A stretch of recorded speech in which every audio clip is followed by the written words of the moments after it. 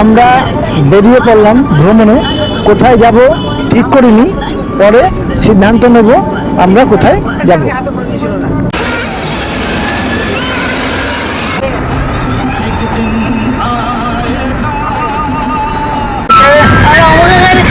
গাড়ি করে যাচ্ছি ঘুরতে।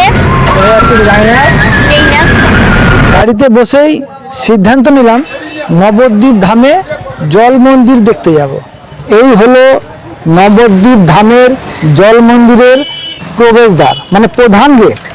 আচ্ছা, ভিতরে গেলেই বাঁ দিকে দেখতে পারবেন একটি বিশাল বিল্ডিং এবং ডান দিকে দেখতে পারবেন জলের মাঝখানে এই জল মন্দির। এই জল মন্দির আর এদিকে বড় বিল্ডিং, বাঁদিকে বড় বিল্ডিং, তার মাঝখান দিয়ে একটি রাস্তা চলে গেছে। এই সিধা রাস্তাটা যদি যান আপনি, তা দেখতে পাবেন ভিতরে অনেক হরিণ, খরগোশ এবং অনেক পশু পাখি। এই রাস্তা দিয়ে গেলে মাঝে মধ্যে অনেক রাজহাঁস দেখা যায়। এখন আমরা যাচ্ছি, দেখতে পাচ্ছি। এই জল মন্দিরে শুকনো প্রসাদও পাওয়া যায়, সেই জন্য একটি ছোট করে হোর্ডিং লেখা আছে। এই মন্দিরে হরিণ ও কালারিং মাছের জন্য শুকনো খাবার পাওয়া যায় বাউন্ডারির ভিতরে এবং বাউন্ডারির বাইরে, মানে গেটের বাইরেও কতগুলো দোকান খোলা আছে যারা এই শুকনো খাবার বিক্রি করে। আপনি যদি শুকনো খাবার নিয়ে হরিণের কাছে যান, তাহলে হরিণগুলো দেখবেন আপনি আপনার কাছে চলে আসবে। আপনি নিজের মতো করে নিজের হাতে করে খাওয়াতে পারবেন। অন্যান্য মন্দিরে ফটো তোলা, সেলফি তোলা নিষিদ্ধ থাকে, কিন্তু এই মন্দিরে কোনো বাধা নিষিদ্ধ নয়।